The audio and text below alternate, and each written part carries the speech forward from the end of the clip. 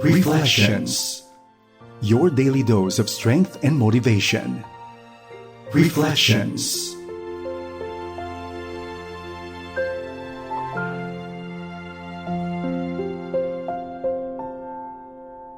Ikaw ay nakikinig dito sa programang Reflection sa FEBC Radio TV. Magandang araw sa iyo kaibigan. Ako po si Ruth Laramedizon at welcome po sa ating programa kung saan tayo po ay nagbubulay-bulay ng salita ng Diyos. Sa araw pong ito ay ating tunghayan ang sinasabi ng Psalm 141 verses 3 to 4. Psalms 141, 3 and 4. Take control of what I say, O Lord, and guard my lips. Don't let me drift toward evil or take part in acts of wickedness.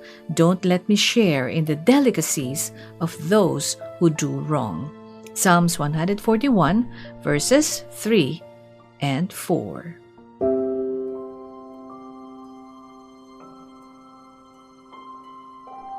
Napakaganda po ng ating verse for today because it is a beautiful reminder for us to guard our tongue, but most importantly, our heart. Take control of what I say, O Lord, and guard my lips. We are asking God, a desperate plea for God to take over our lips sapagkat ang ating pong dila, ang ating tongue, ay minsan ay marahas, minsan ay malupit, at minsan kahit napakalait, bahagi ito ng ating katawan, it is able to quickly spread fire because of maaanghang na salita na pinapawalan nito, hindi po ba? Napakarami ng nag-away, napakaraming nagagalit, napakaraming nasira ang relasyon dahil lamang sa mga salitang nabanggit sa oras ng galit, sa oras ng inis, sa oras ng init ng ulo. Kaya ito po ay napakagandang panalangin, hindi po ba? Take control of what I say, O Lord, and guard my lips. Guard my heart, O God, sapagkat kung ako lang, napakabiling lumabas sa aking puso, sa aking isip, sa aking diwa, sa aking dila, ang mga maaanghang na salita na maaaring makasakit sa iba. Kaya Panginoon, kinakailangan namin ang inyong banal na espiritu upang i-control ang aming sasabihin. Napakagandang panalangin po nito at nais ko pong balikan natin ito. Psalm 141 verse 3, Take control of what I say, O Lord, and guard my lips. Don't let me drift toward evil or take part in acts of wickedness. Huwag mong bayaan na ako'y mapunta sa kasamaan o mag-participate sa mga bagay na hindi nakalulugod sa iyo. Don't let me share in the delicacies of those who do wrong. Huwag mong payaan na ako'y maimpluwensyahan ng mga tao na gumagawa ng hindi tama, gumagawa ng masama. Kung kaya, Panginoon, guard my tongue, guard my heart, no? Because the heart is where desire for sin starts. Dito po nagsisimula ang lahat. And this verse is asking God to prevent us from being drawn into evil actions, no? Na hindi po tayo makisalamuha sa mga bagay na hindi naaayos at hindi nakakalugod sa Diyos. And there is this overall reliance on God's strength. Na-recognize po ni David na siyang sumulat nito na hindi niya kayang kontrolin ang kanyang dila o ang kanyang puso sa sarili niya. Kaya it is a prayer for God's power to provide self-control.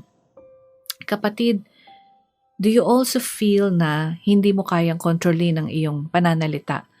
Marami bang nasaktan o nasasaktan sa bawat pagbuka ng ating mga labi? May this be the prayer of our heart today so that we would be able to guard our heart, to guard our tongue, so that whatever we say, think, or do, bring honor and glory to God alone. Tayo po'y manalangin. Panginoon, we confess before you na ang aming pong dila ay madalas nakakasakit, nakakapaso sa damdamin ng iba. Kaya po, Panginoon, ito po ang aming samot dalangin sa iyo. Sa kapangyarihan ng iyong banal na espiritu, tulungan mo na i-control namin ang aming dila. But more importantly, Panginoon, linisin niyo po ang aming puso upang ang bawat sambitin nito ay mga bagay na nakakalugod lamang sa iyo at nakakatulong sa aming mga kapatid. Kung meron man kaming kailangang sabihin na hindi na alam namin na maaaring makasakit sa iba, tulungan mong masabi ito namin ng may pagmamahal,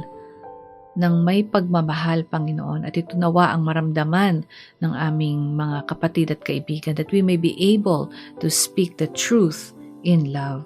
Guard my heart, guard my mouth, and do not let our hearts incline to any evil thing. Help us, Lord, to avoid the paths of those who do things that are not pleasing before you. We know that nothing is too hard for you and nothing is impossible with you. For we ask and pray this in your most holy name. Amen.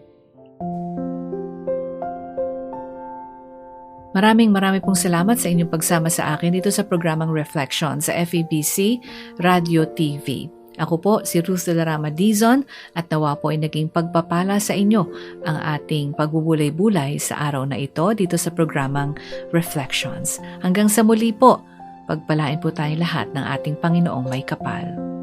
Reflections. Your daily dose of strength and motivation. Reflections.